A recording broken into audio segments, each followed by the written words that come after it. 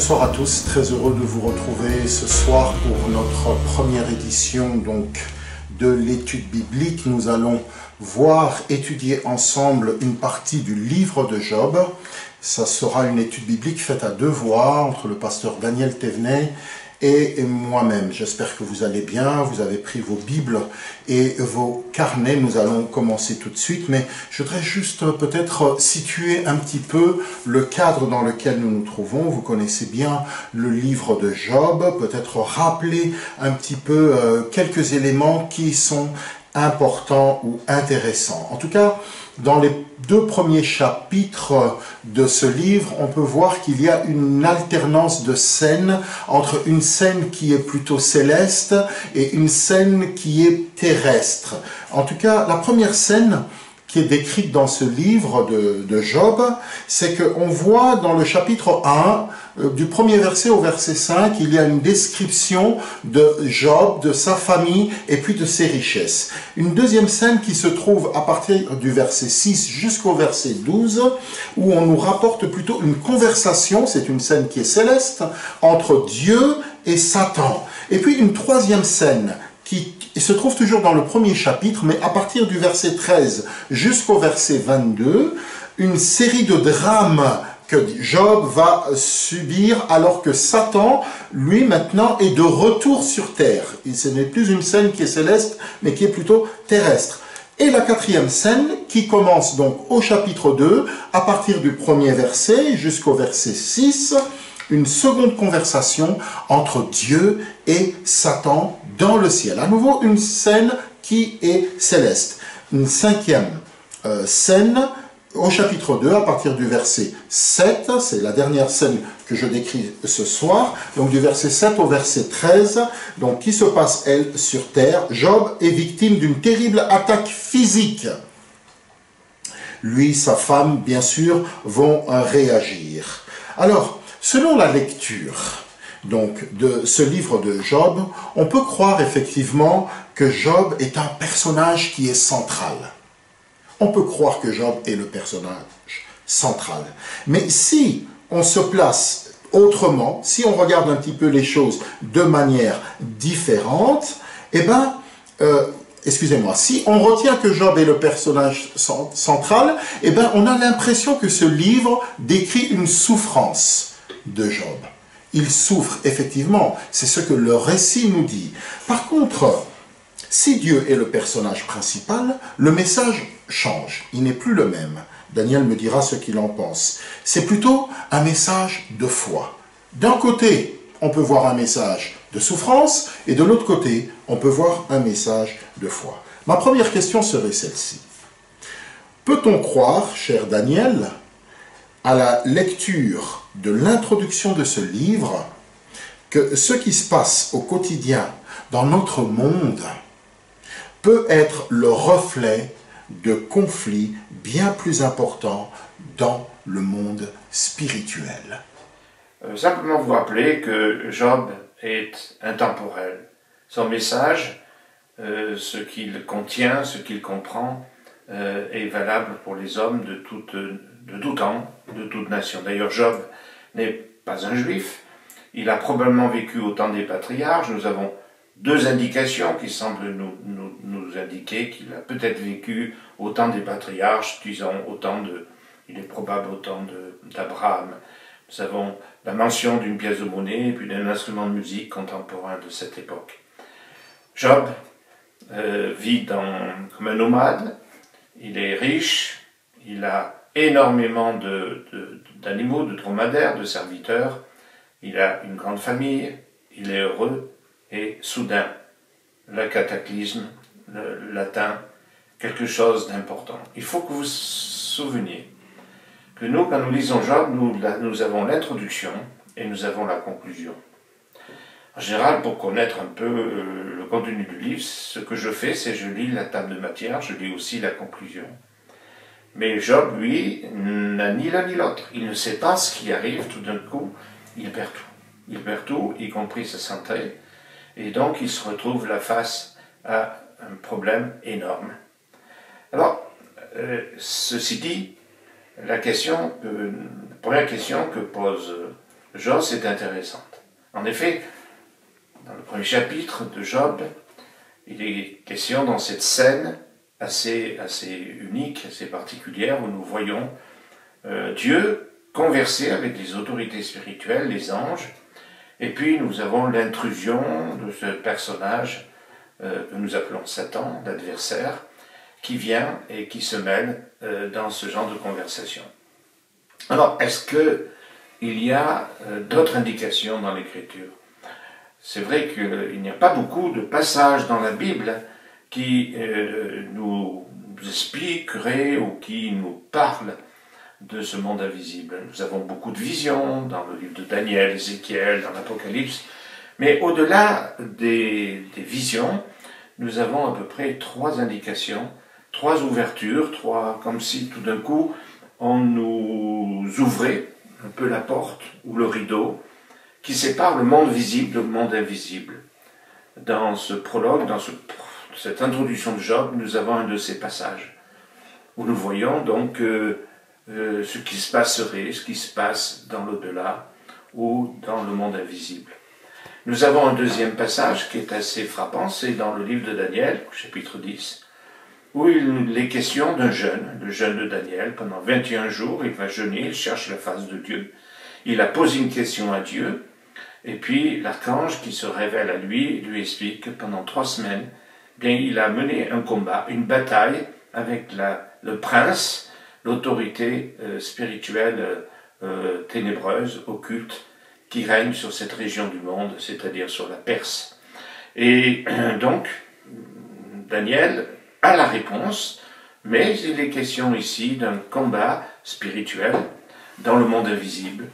Nous avons donc cette deuxième explication ou deuxième mention de cette contrepartie ou de ce qui se passe dans les lieux célestes et dans le monde invisible par rapport à ce qui se passe dans le monde visible.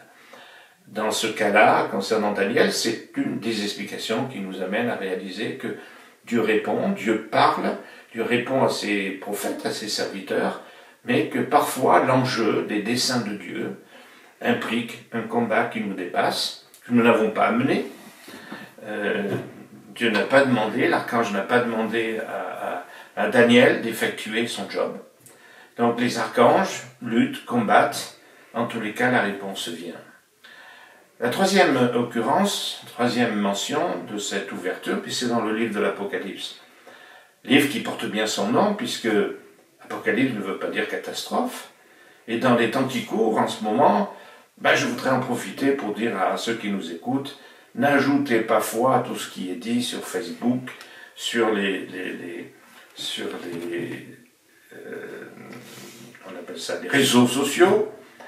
Vous avez aujourd'hui, de manière assez épouvantable, beaucoup de bêtises, de pseudo-prophètes qui disent n'importe quoi, des gens qui veulent vous expliquer l'Apocalypse sans jamais avoir appris ne serait-ce que les bases de l'hébreu ou du grec.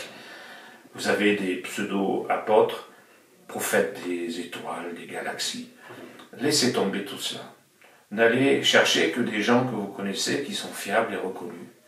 Pas du tout dans le genre profitant de ces événements pour essayer de développer leurs propres idées ou leurs fantasmes. Non, l'Apocalypse, c'est la révélation de Jésus-Christ.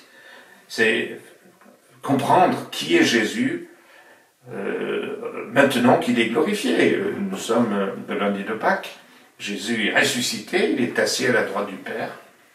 Tout pouvoir lui a été donné. C'est pour ça que l'Apocalypse commence par cette vision d'un Christ glorieux. D'ailleurs, je vous inviterai, puisque c'est le lundi de Pâques, à lire le chapitre 1 de l'Apocalypse pour découvrir comment Jésus est à l'heure actuelle, dans sa puissance, dans sa gloire, en attendant bien sûr qu'il revienne le jour où le Seigneur l'aura décidé.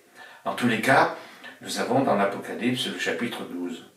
Dans ce chapitre 12, je vous invite à lire, nous avons décrit en langage symbolique, bien sûr compréhensible, parce que tous ces textes prophétiques sont des réalités qui nous dépassent, mais qui sont expliquées dans un langage humain, accessible à la compréhension de l'homme.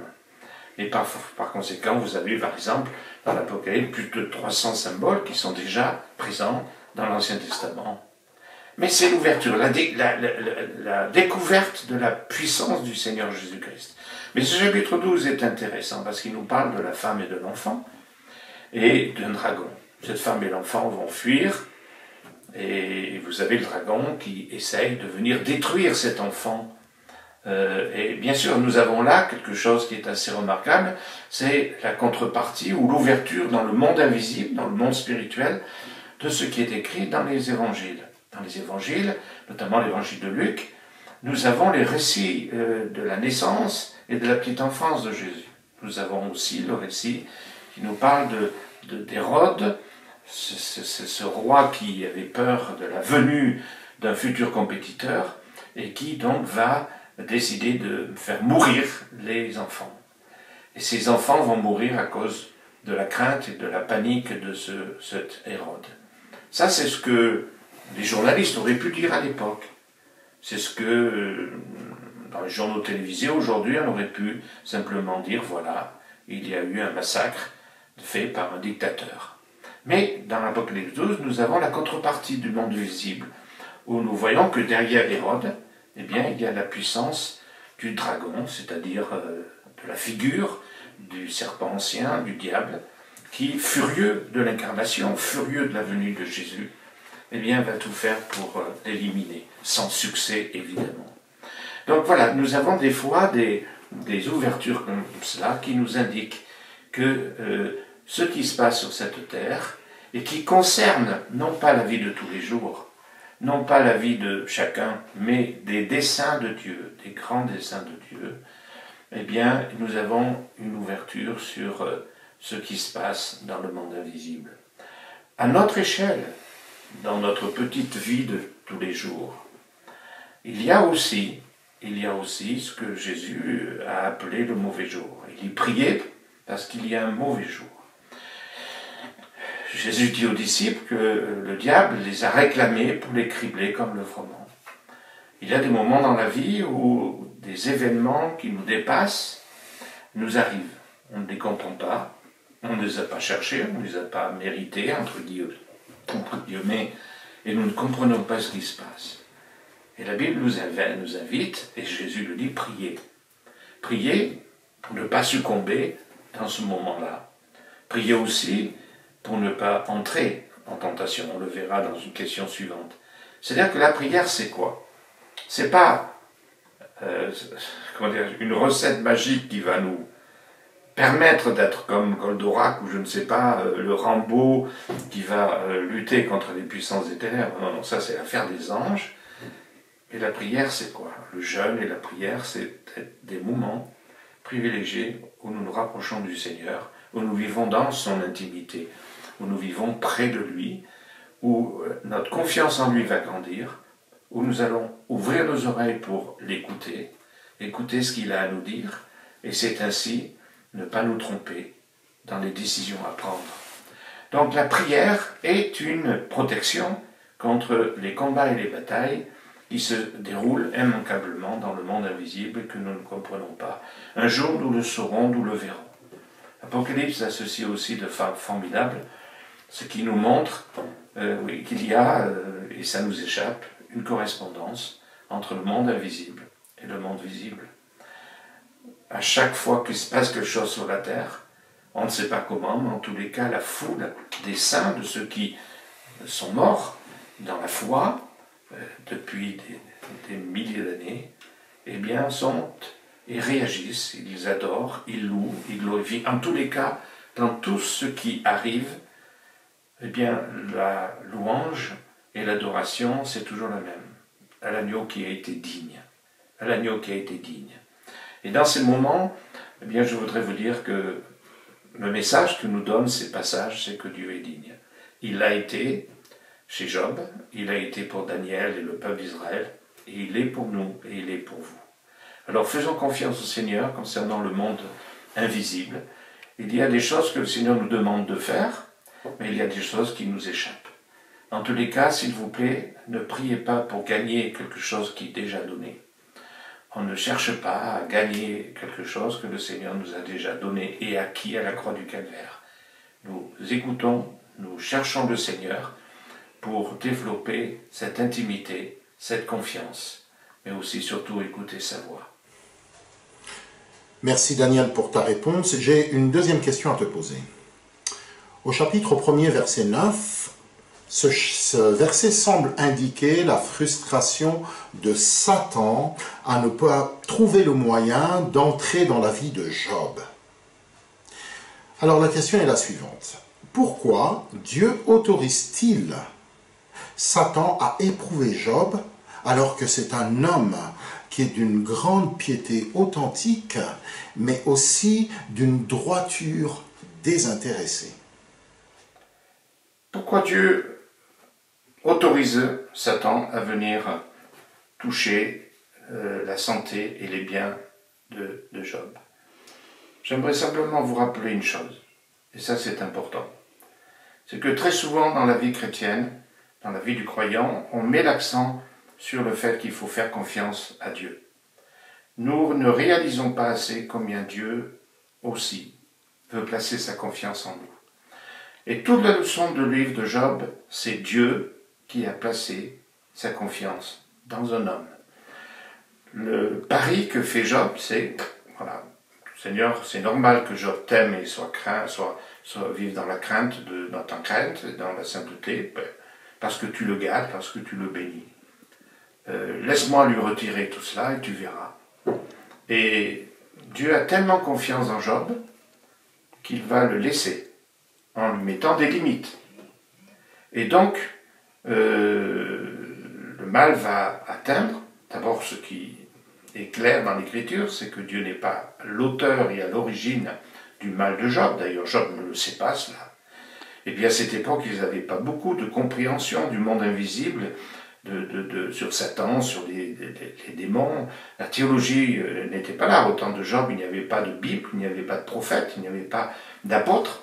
Donc la révélation était quand même assez restreinte. Mais en tous les cas, ce que ce texte nous dit, c'est que, et je l'ai dit dans la première question, dans ma réponse, c'est qu'il y a un jour mauvais, que nous devons prier, et dans le Notre Père, ne nous laisse pas, la nouvelle version dit, et avec exactitude, ne nous laisse pas entrer en tentation, mais délivre-nous du mal.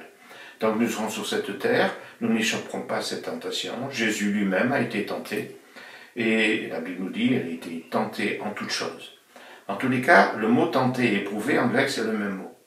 Une tentation peut devenir une épreuve peut devenir une tentation. Et Dieu ne tente pas. Par contre, quand nous prions, eh bien, nous demandons au Seigneur son aide pour que lorsque le jour mauvais, lorsque l'épreuve ou la tentation arrive, on n'entre pas en matière avec cette tentation, mais que nous soyons délivrés. Donc, Job est éprouvé. Il va être éprouvé dans toutes les étapes psychologiques et spirituelles dans lesquelles il va passer.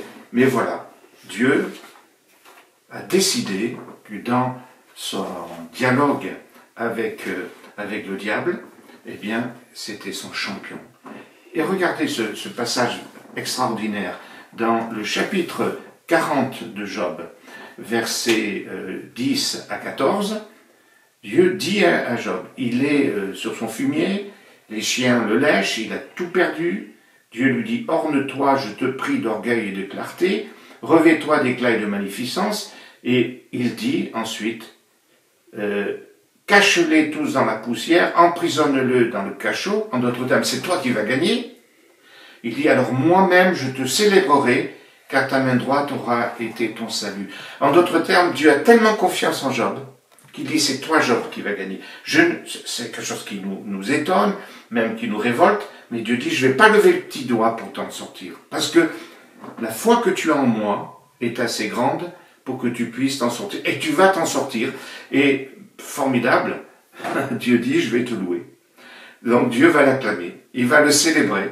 Je ne sais pas s'il a composé un cantique à la gloire de Job. En tous les cas, à la fin, il nous est dit que Job aura gagné. Oui, ceux qui placent leur foi en Dieu, il y a dans la foi, dans cette intimité, cette connaissance de Dieu, la puissance pour vaincre toutes les attaques, toutes les tentations et toutes les épreuves. Voilà ce que je peux vous dire. Paul ajoute dans 1 Corinthiens 10, verset 13, que quand l'épreuve vient, Dieu nous donne toujours le moyen d'en sortir. Et le livre de Job nous dit que Dieu nous a prévu une récompense, quitte à nous donner le double de ce que nous avons perdu. Pour compléter la deuxième question, Joss, tu fais remarquer qu'il y a la description d'un Job dans les premiers chapitres, qui est un homme très pieux, qui craint Dieu. Et pourquoi Dieu autorise-t-il cette épreuve? Je voudrais dire que ce livre de Job fait aussi partie de ces textes qui nous montrent que il y a un mythe. Ce mythe, c'est qu'un saint est protégé de la tentation. Notre droiture, notre honnêteté n'est pas du tout une protection ou un vaccin contre les tentations ou contre l'épreuve. Voilà ce que je voulais souligner.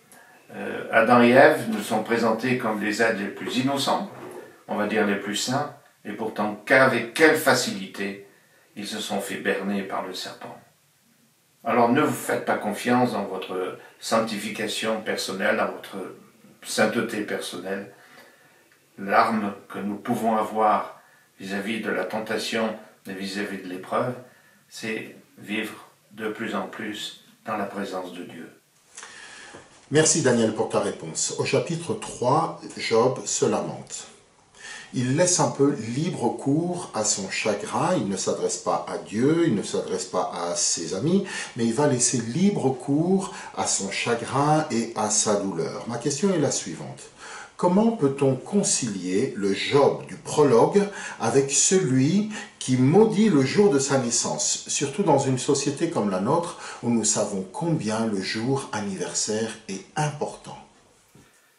À cette troisième question, Joss, je répondrai que c'est vrai qu'entre le Job du premier chapitre et celui du chapitre 3, il y a comme un monde, mais entre les deux, le monde s'écroule. Tout ce qu'il a bâti, tout ce qu'il a reçu disparaît. Et Job, comme tous les chrétiens, comme chacun, ne peut pas s'en sortir sans passer par les 5 grandes étapes du deuil. Nous avons le choc, le déni de la réalité, ça c'est la première étape. La deuxième étape, c'est la réaction de colère et de révolte face à la nouvelle situation. La troisième étape, c'est la réflexion et le retour sur soi. La quatrième étape, c'est l'acceptation. La cinquième, c'est la reconstruction. Et tout le livre de Job va témoigner de ces étapes de reconstruction liées au deuil. Alors, je vais tout de suite dire qu'il n'y a pas d'explication rationnelle à la souffrance. On ne peut que mal parler du mal. La souffrance, elle est là. Et dans la souffrance, dans ces épreuves, eh bien, soit elle fait naître de la révolte, soit elle fait naître ou elle confirme aussi la confiance en Dieu. C'est ce qui s'est passé pour Job. Mais il passe par le choc. Ce choc, les 3 amis de Job vont rester 1 semaine, 7 jours à regarder sans pouvoir rien dire du tout. Tellement le tableau est incroyablement effrayant. Tout le monde de Job a disparu. Alors sa révolte, elle est compréhensible, elle est humaine. Et la Bible, de toute façon, ne cache rien des étapes ou des états d'âme de tous les hommes, y compris les chrétiens. Jésus aussi, à Gethsémani, a connu l'angoisse, et à la croix du Calvaire, il a aussi connu la pire des angoisses lorsqu'il a subi une séparation de quelques instants avec son Père, quand il dit « Mon Dieu, pourquoi m'as-tu abandonné ?» Mais quand Job perd tout cela, jamais dans les étapes où il est passé de colère, de résignation, d'explication, même de remise en question, de retour sur soi, jamais Job n'a perdu sa dignité. Il n'a jamais perdu le respect que Dieu avait sur lui. Mais il a pu dire des choses. Et je veux encore le dire, Dieu a les épaules assez larges pour nous écouter, même dans nos révoltes et dans nos colères. N'hésitez pas à dire au Seigneur votre colère. Défoulez-vous sur lui. Job l'a fait et Dieu a répondu ensuite. En tous les cas, à la fin du livre de Job, au chapitre 40, verset 14, 42, versets 7 et 8, vous pourrez le dire, Dieu loue et reconnaît chez Job que jamais il n'a dit du mal de lui, jamais il n'a mal parlé de Dieu. Pourtant, il a exprimé cette révolte, il a exprimé son incompréhension. Et il faut comprendre aussi qu'à un moment donné, il a vu Dieu comme son ennemi. Il a vu Dieu, il ne connaissait pas ce que le diable faisait. Il n'avait peut-être jamais entendu parler du diable. En tous les cas, c'est pour cela qu'il attribue à Dieu un peu tous ses malheurs. Et voilà, Job n'a jamais dit quoi que ce soit, même dans sa colère, qui exprimerait un blasphème, c'est-à-dire toucher à la nature même de Dieu. Alors, dans ces étapes, dans ces moments tellement difficiles, je voudrais vous dire qu'il y a aussi d'autres exemples dans la Bible. Élie est passé pareil, Élie, un homme de la même nature que nous. Il est terrassé également, il est complètement en colère aussi, jusqu'au moment où le Seigneur vient le relever. La réaction des deux hommes ont été la même. Ils ne peuvent pas se rebeller directement contre Dieu, ils ne peuvent pas, mais cette révolte-là va les conduire à demander la mort, va les conduire à aller vers se glisser vers ce sentiment où la mort devient une amie. Très bien, question suivante. La souffrance de Job est telle que sa réflexion sur la mort devient un choix préférable. La mort devient une amie. C'est un moyen, en tout cas, de s'en sortir, de s'évader. Penses-tu, Daniel, en ce lundi pascal, que Job avait l'espoir d'une résurrection? Alors, cette quatrième question est intéressante. Tu poses la question, si Job avait en vue ou avait une compréhension ou une espérance quant à la résurrection. La première chose que je dirais, c'est que toutes les réflexions que fait Job, surtout dans le chapitre 14 et puis ensuite dans le chapitre 19, nous montrent qu'il a rencontré cette idée de la mort qui vient comme une délivrance, où la mort devient comme une amie. Ceux qui ont été tentés par le suicide savent qu'il y a comme une fascination où évidemment la mort semble être la solution. Job a besoin d'un secours, et il ne l'a pas. Il ne l'a pas de la part de ses amis qui l'enfoncent, il cherche, et évidemment il ne le sait pas, il ne sait pas que Dieu n'est pas à l'origine de ses souffrances, qu'il lui prépare un avenir radieux avec le double de ce qui lui a été volé. Il pense que Dieu est son ennemi, il pense que Dieu l'accuse, que c'est à cause de son péché, mais il fouille dans sa vie, et il trouve qu'il n'est pas plus pécheur que les autres, et il a raison, il se trompe sur les intentions de Dieu à son endroit. Mais comme Dieu est toujours son espérance, il le dit d'ailleurs au chapitre 19, il dit « Je sais bien, moi, au verset 26, que mon Rédempteur est vivant et qu'il se lèvera le dernier sur la poussière, après que ma peau aura été détruite, de ma chair je verrai Dieu, moi je le verrai, mes yeux le verront et non pas quelqu'un d'autre. » Il espérait, après sa mort, voir Dieu. Or, on sait qu'à la fin du livre de Job, il va dire « Mon œil t'a vu ». Donc, il va avoir une révélation de Dieu encore beaucoup plus grande de son vivant. Mais ta question, c'est est-ce qu'il avait une idée sur la résurrection? Alors, il veut la mort. Pourquoi? Parce qu'il veut que cessent ses souffrances. C'est trop grand. Mais il persévère dans sa confiance en Dieu. Et il souffre énormément de ce manque de relation avec Dieu, de dialogue avec Dieu. Il va dire au chapitre 14, verset 10, « Mais l'homme meurt, il perd sa force, l'homme expire, et où est-il? Ainsi l'homme se couche et ne se relèvera plus. » Verset 12, « Il ne se réveillera pas, Tant que les cieux subsisteront, il ne sortira pas de son sommeil. Si l'homme, une fois mort, pouvait revivre, j'aurai de l'espoir tout le temps de mes souffrances, jusqu'à ce que mon état vienne à changer. Pour Job, il n'y a pas de deuxième change. Pour lui, tout se joue ici-bas. S'il y avait une autre issue, bien il veut la saisir.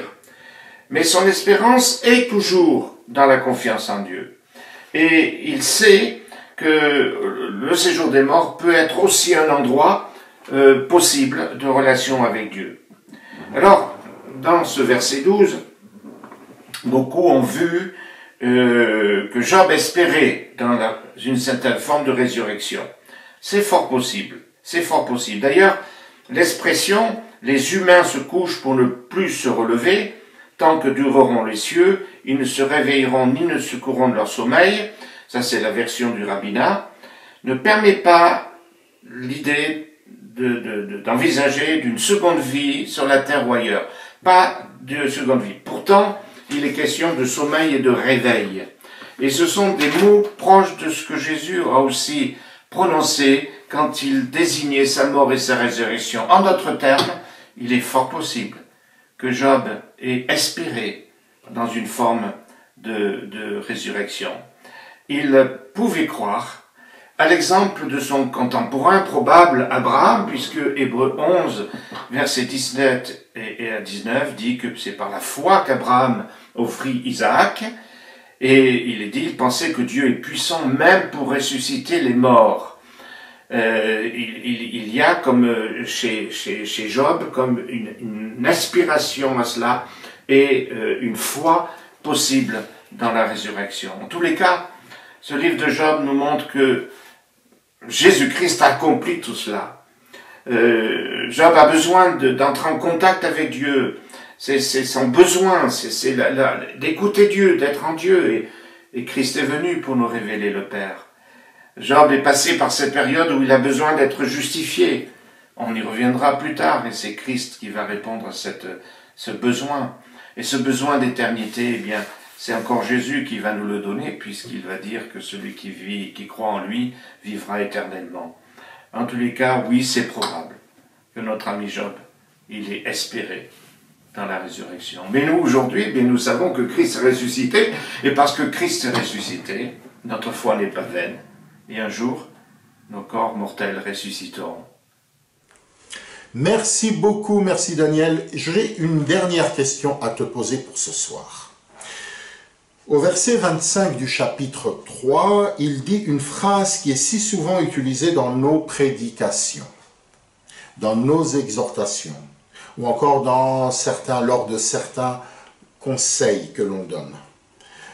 Ce qui me fait peur, c'est ce qui m'arrive. Ce que je redoute, c'est ce qui m'atteint. Peux-tu nous dire, d'après toi, de quoi Job avait-il peur? Bien sûr, en écartant la mort, puisqu'il en fait une amie. De quoi avait-il peur? Dans cette cinquième question, en fait, il y a deux choses. La première, c'est cette phrase de Job quand il dit « ce que je crains, c'est ce qui m'arrive ». Et puis la deuxième chose, est-ce que Job avait des craintes et quelles étaient ses craintes? Je vais commencer par les craintes de Job. Oui, le livre de Job nous mentionne trois peurs. La première crainte de Job, c'est dans le premier chapitre, lorsque tous les soirs, ses fils et ses fils faisaient la fête, les uns chez les autres, tous les soirs. Et ne sachant pas tellement ce qui allait se passer dans ces soirées, Job offrait des sacrifices de peur que ses enfants ne pêchent.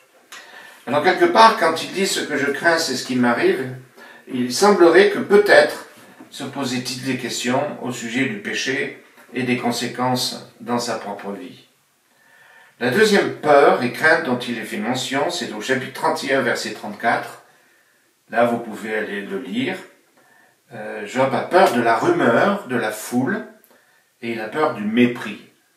En fait, Job avait une réputation, je vais dire, tellement répandue, parce qu'il avait des amis qui venaient de très loin.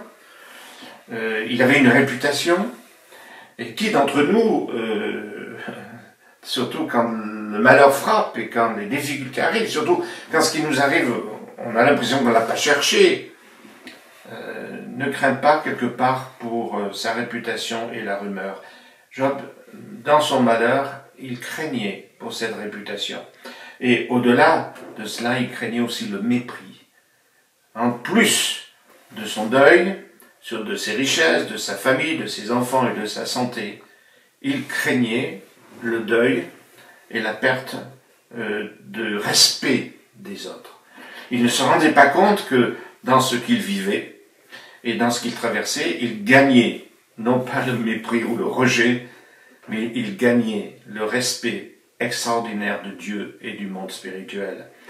Alors, la troisième chose dont il avait peur, et c'est là qu'il y a le cœur même de la crainte, et une des explications pour lesquelles Job a tenu bon, et Dieu le félicite à la fin, en disant, il n'a jamais dit aux amis de Job, moi je ne veux pas vous entendre, je ne veux pas même entendre votre prière ou vos sacrifices, mais c'est mon serviteur Job qui va prier pour vous, et je vais écouter Job, mais pas vous, parce que Job n'a jamais parlé mal de moi. Et dans le chapitre 23, verset 18, voilà ce que dit Job. Voilà pourquoi je suis saisi d'épouvante en face de lui, c'est-à-dire de Dieu. Quand j'y réfléchis, il m'inspire de la frayeur. Dieu a rendu mon cœur faible. Le puissant m'a rempli d'épouvante. Voilà. Sa crainte, elle était double. Sa souffrance la plus terrible a été, est-ce que j'ai perdu cette relation avec Dieu? Et est-ce que dans ce qui m'arrive là, si je cède au discours de mes amis moralisateurs, religieux, légalistes, est-ce que je vais arriver à dire des choses qui ne sont pas vraies au sujet de Dieu? C'est pour ça qu'il va redire Dieu est mon rédempteur. Dieu, c'est celui qui plaide ma cause. Il n'est pas contre moi, il est à mon côté. Il rappelle à Dieu cela. Comme Habakkuk va le dire dans son merveilleux livre, quand il va dire non, nous n'allons pas mourir. Nous n'allons pas mourir. Et Dieu, tu ne vas pas mourir avec nous dans cette situation. Alors oui, il craignait cela. Il craignait le plus. C'est Dieu, pourquoi tu es silencieux? Il craignait cette rupture de relation avec Dieu. Ce que finalement Jésus a subi à la croix du Calvaire, pour que nous ne soyons plus jamais coupés de cet amour de Dieu. Mon Dieu, pourquoi m'as-tu abandonné? Cet moment dramatique dans la vie de Jésus sur la croix, il l'a vécu, cette séparation courte, pour que jamais plus les croyants ne doutent de l'oubli, ne serait-ce qu'un millionième de seconde de la présence de Dieu. C'est pour ça que Paul va dire « Qui nous séparera de l'amour de Dieu ?» Alors je terminerai avec cette remarque. Ce que je crains, c'est ce qui m'arrive. La Bible est claire. Par nos paroles, la vie et la mort sont au pouvoir de nos paroles. On dit que 365 fois dans la Bible, il est dit « N'ayez pas peur ».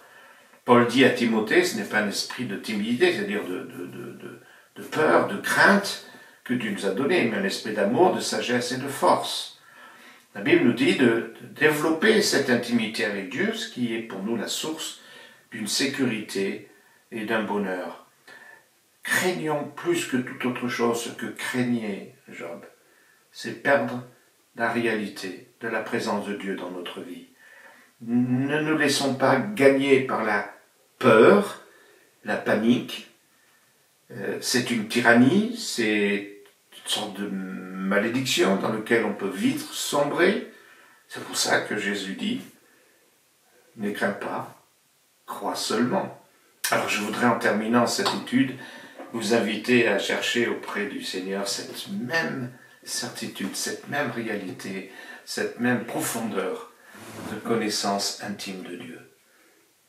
Rien ne pourra vous faire sortir de cela.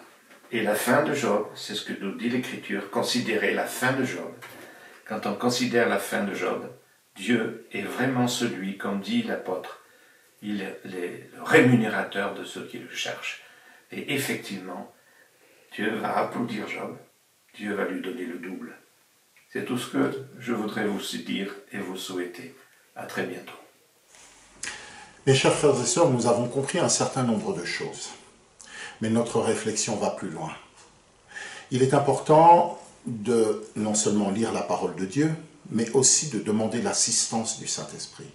Nous continuerons donc notre travail de réflexion, de prière et de compréhension des Écritures sur ce livre de Job, et je vous donne rendez-vous dans 15 jours. En attendant ceci, portez-vous bien, protégez-vous. Que le Seigneur vous bénisse. Merci au pasteur Daniel et au pasteur Jos pour la première partie de cette étude biblique. La deuxième partie, elle aura lieu le lundi 27 avril à 19 h sur notre chaîne YouTube. Dimanche, nous nous retrouvons avec le pasteur Daniel Thévenet pour notre culte à 10 h sur notre chaîne YouTube. Vendredi, comme vous le savez, nous avons notre rubrique « Et si on en parlait ?» à 19 h. Je vous souhaite une excellente soirée et surtout une excellente semaine.